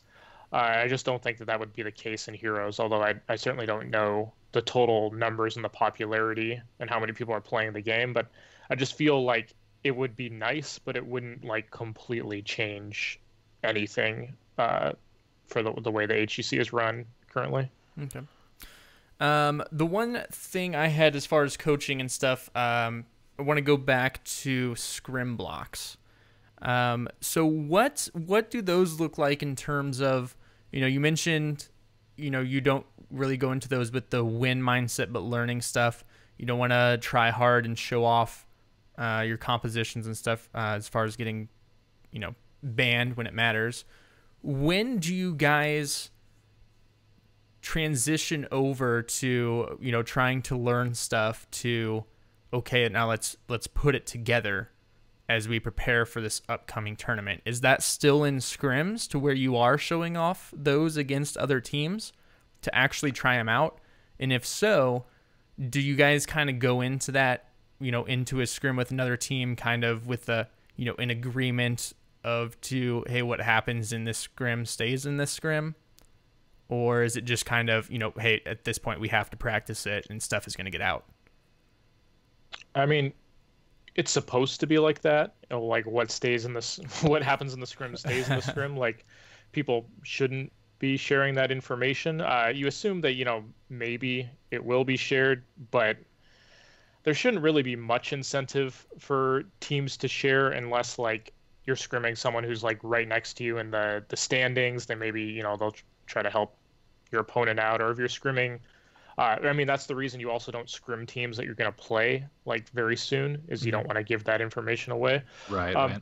But I don't want to give the impression that you don't play serious comps in scrims, because you certainly do. Mm-hmm. Like you play your real comps in scrims. I guess the difference I was alluding to is that when you play things, when you think it's strong, when it's working, at some point you want to stop just like crutching on the same style of play and continue to explore like other aspects of the game.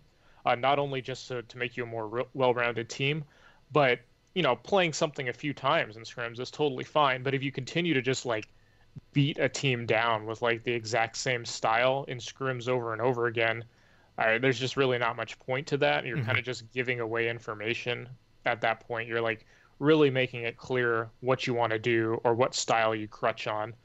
And teams that do that too much, one of the things I do as a coach also is scouting. And so it becomes very, very obvious to me when certain players or teams are only comfortable playing a specific style. And that type of thing became very exploitable once they added the second ban. I'm sure, fans and you guys will notice as well that there were numerous players, especially in NA, that didn't really have very deep hero pools or very like a varied style of play. They were somewhat one-dimensional. And those one-dimensional players that had small hero pools, once they just continue to only play those type of things in scrims, then you like they're doing the job for you. They're just telling you, please ban this stuff against me. And you saw those type of players and teams really struggle in the second half of this year when people did exactly that against them. That makes sense. And so there's no like, hey, from one team to another, hey, if I tell you what happened in this scrim, will you guys not ban this hero in the first game of this next set we're playing? Just like little background deals. There shouldn't be any of that. It's not strictly illegal, but it would be definitely frowned upon, like very heavily. Yeah. I know in the amateur scene, like pro teams would play the amateur teams, and they were notorious for leaking information to like their friends on other pro teams. And amateur players stopped getting a lot of scrims because of that. So it's one thing I would advise is that if you're on an amateur team and you happen to play a pro team, if you just tell everybody who will listen how well you did or how well this worked or like what people were running, you might not ever get to scrim a pro team again if they find that out. But on the other hand, there are sometimes kind of like amnesties, in that if some of the top NA teams are preparing for an international event or preparing for something specific, there's kind of like an agreement that you're not going to, give away the strategy like intentionally. So, maybe us and Tempo would play against each other, and maybe we'd have styles we want. And we'd kind of be like, okay, well, it's kind of a dick move if one of those teams like steals a draft that's working from the other team and just plays it a ton into international teams, and so those teams get used to it.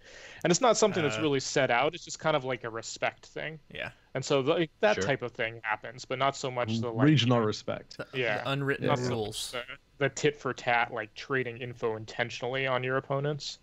Okay, I gotcha. All right, TBK. So we got some questions more focused on drafting.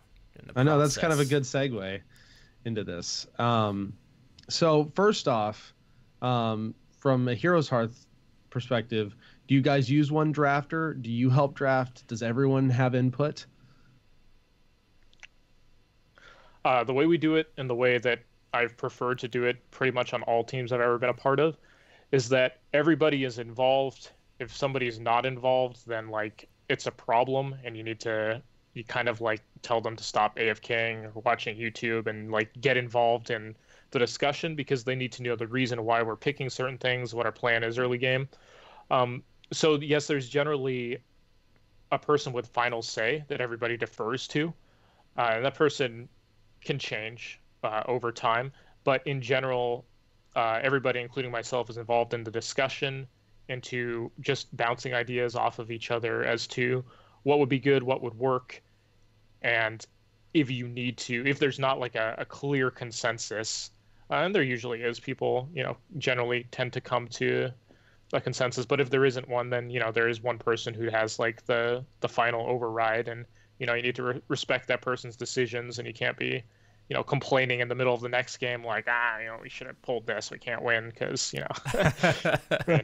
tell people before, like, you think Dignitas and Genji, you think they just win because they always outdraft their opponents every single time? Like, no, it's you can't blame everything on the draft. Sometimes you have to outplay, sometimes you have to win with a worse draft. Like, you can't just whine about it and complain. You gotta man up and look for those opportunities. And yeah, definitely don't tilt your drafter by just complaining every time you start losing and saying it's a comp issue. So that's part of it too. I know every time I lose a game playing with TBK, it's because he forced me to play a hero I don't want to play, and it's all his fault. Maybe you should just play that hero better. Agreed. Multi. Yeah, so speaking of playing weird heroes that you're not maybe comfortable with, so how do you feel about, like, cheese strats, pocket, gimmicky team comps, that kind of thing? Like, because as a viewer, it's a big crowd pleaser when you see that Murky come up there. But is this something that you guys actually try to pursue, or is it just generally thought of as like a just cheesy one-off, up the sleeve strategy? I think it's very effective, especially considering the format of BlizzCon. I mean, look at us. We got knocked out of a tournament we were doing pretty well on by getting Vikings in a best of 3, right? Like, you got to respect the effectiveness of that. Nobody in NA plays Vikings effectively as a team long term. They used it on us, and we're able to, go a lot deeper in the tournament, in big part because of that, when Team Liquid used Vikings on us. So I think as long as the main prize and the main like format of the HGC ends in very impactful best of 3s, then like one-off cheese strategies are always going to be very, very effective, and something that teams should approach tournaments with. Like, using it in league play, once in a while, it's not something you should just try to have like 10 different cheeses planned and just like constantly rotate them. But it's like they're clearly very, very effective in these like small number of game sets that some of the tournaments end up in. Okay. This one is going to kind of tie into coaching and drafting, and along with TBK's question. So at a LAN event like BlizzCon, during the draft itself, you're up on stage as well with the headset. At those times in the draft, are you kind of sitting back and listening to the discussion, and kind of, if you see something, perhaps the rest of your team doesn't see, are you trying to start that conversation, like, what about that the Leoric they drafted, to get the conversation started, or are you giving direct input? I think it's just basically like I'm one of the team, just a sixth person with different opinions, someone that might back up another person's opinion or go against it. It's like we're all just talking through things together, try to figure out, what the strategy is. I think one thing I specifically do a lot of is to focus on battlegrounds in terms of the map selections, the ones we want to do, the ones we want to deny our teammates. And that's more of like an area specific expertise for me. For draft, it's more just like I'm one of the guys. I'm throwing out ideas. I'm trying to, promote conversation, trying to get us all to something we agree on. And, if the main drafter is like, we're going this way, then, you got to have faith. Okay. Yeah, that's really interesting. So kind of in lieu of that, what would your top few things for general drafting / banning advice be? Just for listeners who are playing Hero League, playing Team League. Wait, for pro play or for like team play? Just team play in general. I guess. Okay, so I did take a pretty big break from Hero League and Team League this year, but I would say in general, you should of course try to have 1 or 2 heroes, even if you are just like purely a tank, purely assassin. Having 1 or 2 heroes that you play reasonably well of the other roles is going to increase your win rate long term, big time. Instead of just going into a draft and saying like, I only play this, and if you don't get that, then like everything just like falls into chaos. So I mean, don't even think about doing it for other people. You're doing it for yourself. Like your win rate's always going to be better if the times you get stuck playing one of those off roles, at least you're somewhat competent at it. And we'll also give you a better idea how to play against those type of roles when you play them yourself. So have a little bit of versatility. You don't have to play like 5 different heroes super well of every role, but at least like play a couple so you can fill if need be. I would say one of the biggest ones is, especially on certain maps, but draft enough wave clear. You'll see a lot of people like, hovering, not necessarily like a Nova or something, but like, a Rainer or something, like some kind of range damage without much wave clear, and like 2 DPS will get picked before it gets to them, or 2 ranged, and if they pick that 3rd range DPS without any wave clear, like you're really just dooming your team to failure there, because you really have to have a decent amount of wave clear, and you have to be comfortable being that person that sometimes is willing to just double soak. And if you see your team is just completely lacking it, like you don't have a Joanna as a tank, everybody else is single target, like you really need to just step up and be willing to, if you like ranged heroes, and like at least play Phoenix, play Jaina or something where like you can help, you can do damage, but you can still bring that wave clear. You don't have to be a top laner to be like the wave clear. I'd say that's one of the biggest reasons that people just straight out lose games and get like 2 or 3 levels behind. It's just that there's nobody on the team willing to, I guess, sacrifice what they wanted to play for something that is slightly more appropriate for how the draft is going. Yep. So be a little bit versatile in your picks, and even if you aren't as good on that hero, what the team needs is often more impactful towards winning the game than what you are like extremely good at. Yeah, makes sense. I don't know what it is about the level where I'm at, but anytime we get Braxis holdout, it's sure enough somebody's going to pick a Nova or a Valera whenever we already have 2 assassins and no wave clear. And it's like, okay, this is real fun. Hope we win the objective. You don't need wave clear on those maps. Yeah. What are you talking about? And to kind of go along with it too, a lot of people do watch HGC to learn. They watch the drafts, they watch the pro play, they watch the macro play and how people do. So from an HGC perspective, which I mean can kind of trickle down, and a lot of times HGC does trickle down to our Hero League and Team League play. What are some of the biggest drafting mistakes that you see teams do?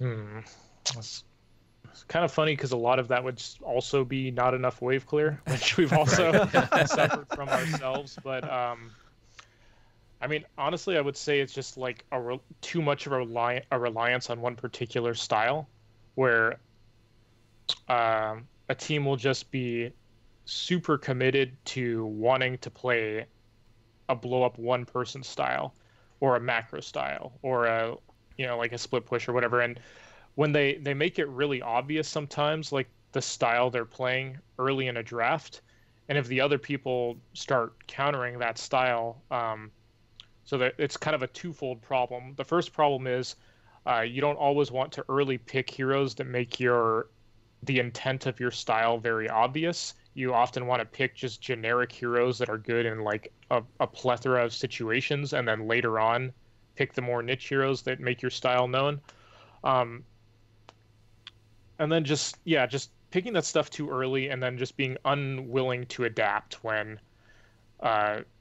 say, the other team, equating it to Hero League or Team League, if you have like a very assassin heavy pick off one target, and the other team just has like a ton of like globals and split pushers and or whatever, and you need something that, or if it's a map where there's big pushes coming, you need some sort of wave clear, or if the other team has a lot of damage but not like percentage based or something, then people need to be willing to like pick a tank that I guess is appropriate into the damage the other team has, and not just like their favorite thing, which happens in both HGC and Hero League and Team League. Like oftentimes a hero like Diablo is almost unkillable if you're able to pick him late and the other team doesn't have like the appropriate damage dealers for him.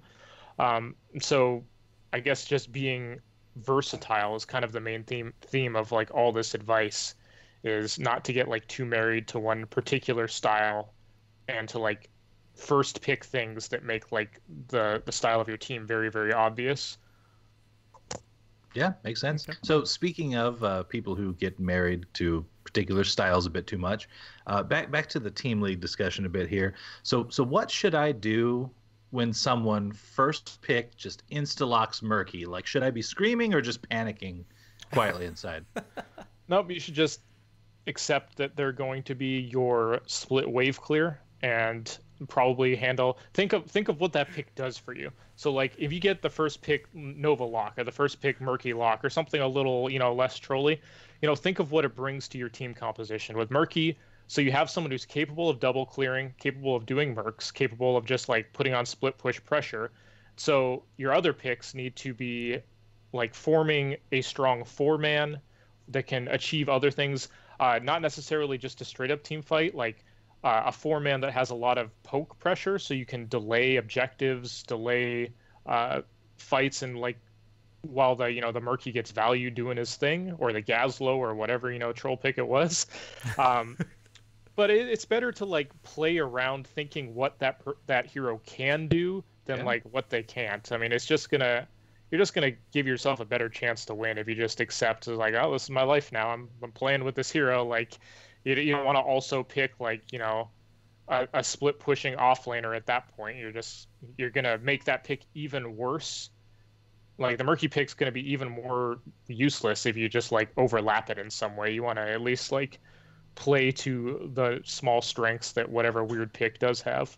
Same thing if it's a Nova. Just think, what do they bring to the team, and how can we make up for those weaknesses on the rest of the picks, and try to get your teammates to just accept. Just be like, that's cool. The two people that are flaming the person, be like, it's good, we got this, and just cover this area or something. And yeah, I mean, in all fairness, it was a half troll question because I just wanted to throw shade at Murky, but like that was solid advice for how to improve your win rate in those situations. Yeah. So yeah, awesome. I think you just got Cauthoned. I sure did. Yeah, you see troll comps win all the time in Hero League and Team League and stuff. Like it usually comes down to like the team's ability to not rage at each other and to just like to outplay, especially in Team League where there's various levels of skill. Like the comp is way less important than people make it out to be. Mm-hmm. Well, and it's also like the anti-tilt in Team League and Hero League is huge if you're able to keep yourself from doing that and kind of calm your team down. Because from the other team's perspective, if they see the opposing team take a first pick Murky or something troll, they're almost expecting them, like your team, to be raging and really tilted at that point. So if you can come out, cool-headed, you got to step ahead of them because they're going to be expecting you to be angry. Last question we got here for you is, what are your thoughts on the percentage of heroes that are currently being played at the competitive level? I know you talked the meta changes up a lot, and it's going to change a lot more once the new experience changes go in. So we don't really know for the future, but at least for this last season of HGC, it seems to have been a little less. I don't know the numbers, but just from thinking off the top of my head, a little less than what it's been in the past. Have you been okay with it, or would you like to see more? I mean, pretty much every MOBA, competitive game, etc., especially ones that are like, somewhat early in their competitive life cycle and not like, 10 plus years where the meta is established, there's going to be a lot of things that are unviable. I guess I would love for there to be more viable heroes, but considering the way that the balance changes are approached in this game, which is mostly like a series of reworks that are kind of planned months in advance, the meta for this game shifts quite a bit every month or two because they do a fairly good job of keeping it fresh in that they apply balance changes. And so the individual heroes they're reworking, it's hard to like really tell where they're going to fall balance-wise because of that. So I think it's just kind of something that is always going to be the case. They can only rework so many heroes at once, and with how quickly the meta changes, it's not always going to be like a home run. So there's going to be some unviable heroes, and it's just kind of part of the game. One thing I do like is that with the addition of the second ban, or the first ban, 3 bans overall, I think that does kind of help police a stale meta, and the game can kind of like self-balance itself more so than when we only had 2 total bans. So even if less heroes are viable overall, you get more variety due to that extra ban. So I think overall it was kind of a fair compromise, I suppose. More variety is always better, but it's something I guess I'm just kind of forced no variety. More variety. I'm kind of used to that, like nothing's ever going to be perfectly balanced. There's always going to be stuff that is just like borderline unplayable, except for very niche situations. Mm-hmm. All right, fair enough. Well, we had a couple questions from listeners that they sent in from Sardonic and Rocky, but we knocked those out already. You already answered those. Good job. Good job. So that's it for the questions. HGC stuff. I know we said we were going to talk about 2019 at the beginning of the episode, but we just had too good of a conversation, and there's not really a lot of news right now, so we're going to push that conversation till next week. One other thing here, TBK, did you want to do community content this week? Yeah, quick community content before we wrap up. We got a few fun things. Episode 50 of Carbot, Heroes Storm. Super funny. If you haven't been watching these, the last few have been just absolutely incredible. This one's the Orphea one, and it's really good. Well, it's the Orphea one, but the main attraction is special guest appearance by Kevin. Oh gosh. It's so good. If you haven't seen it, do it, because they're hilarious. Secondly, and I saw this on Reddit today, there's going to be a $125 prize pool ARAM tournament this Saturday, December 1st at 3 p.m. Eastern. Huh. I've seen people on my friends list practicing ARAMs a lot. I guess that they might be preparing for it. I mean, I shouted out the ARAM channel the other day, so we'll have the link to the Reddit thread if you want any information on that. It could be fun. Just, I mean, ARAM, if you win, it's $25 a piece. Team, why not? Okay. Could be fun. And then, as always, holy crap, artists, you make me wish I could draw things, because we have some incredible Orpheus skin concepts by Joseph Kim. This is Doll of Clock Tower, Spectre, and French-made Orphea. And these concepts are incredible. It's like steampunk style, and then like a futuristic style, and then, I mean, the maid one, the little chomp has got the maid hat on. I like that one because of that. I mean, that's like, holy crap, you people. These are amazing. So if you want to see those instead of just hear us talk about them, lordsofthestorm.libsyn.com. That is where the show notes are, and they'll have a link. And then finally, from Heroes Hearth. Ramdi MC, the Heroes Hearth Esports team psychologist, has written up an actually really interesting article called "What Sports Psychology Teaches Us About the Early Stages of Team Development." And it's from a study he's been doing, and he talks about the different aspects of the team, and Cauthon kind of touched on this some while he was talking about it: consistency, support, trust, and cohesion, and how you build those, and how the team is strengthened and just works better when those things are in place. So really interesting article if you want to check it out. Awesome. Very cool. I like it. Multi, before we get out of here, why don't you tell people where they can find the podcast or contact us? Yeah, I'll be really quick for sure. We're on Twitch at Heroes Hearth, so twitch.tv/HeroesHearth. But everything else, Twitter, Facebook, Patreon, at Lords of the Storm. Thanks again to anyone who's thought about the Patreon deal and helped us out in the past. Also, you can find us in-game by typing /join space LOTS, or Discord, bit.ly/lotsdiscord. You can email us with feedback or questions, lordsofthestorm@outlook.com. And if you have a moment to leave us a review, that'd be cool too. Excellent. Well, Cauthon, thank you very much for joining us a second time here. Really appreciate it. And hopefully people got a nice insight at coaching in the HGC, and some helpful tips in drafting and stuff like that. Because I think that's one of the things esports needs right now, is just more insight into the works of it, which is really cool. So thank you again so much for coming on.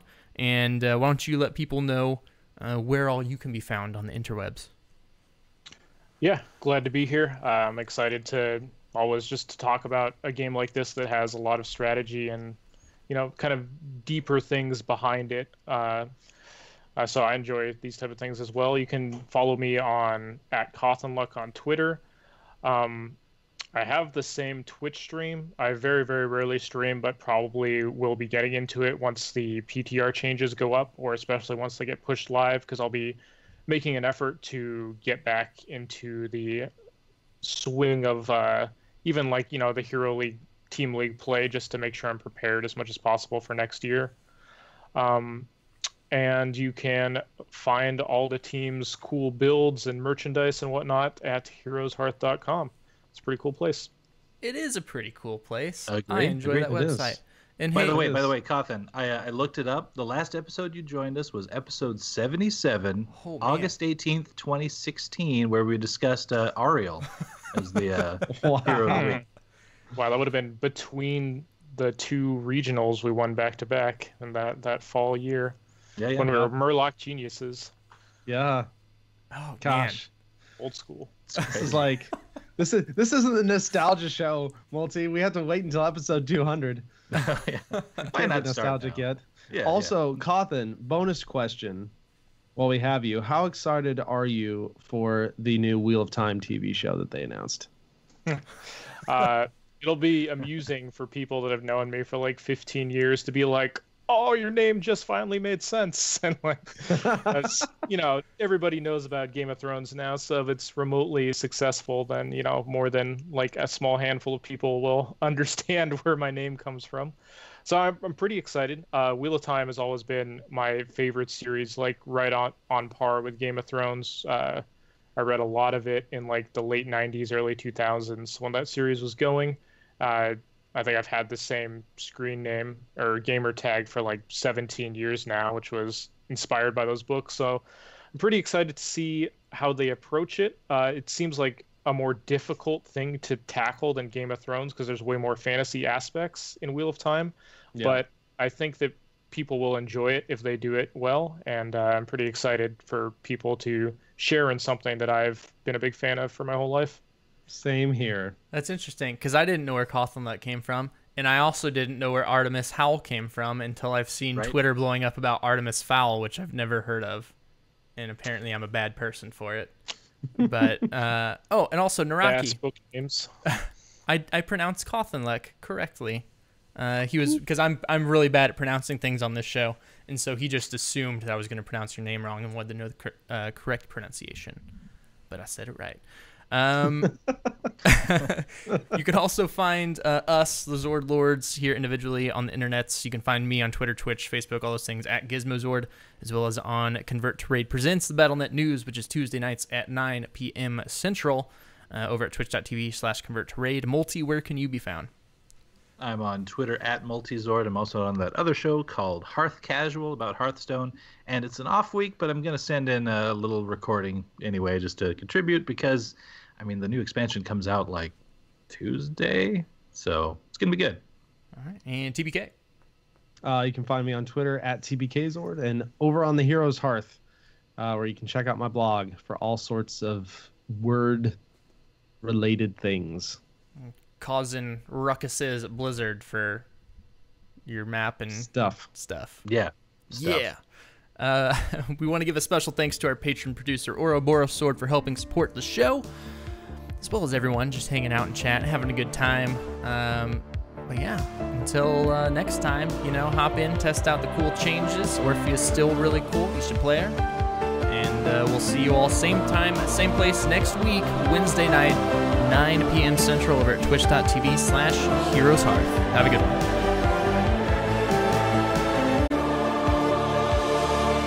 one. Enough. I shall do no more.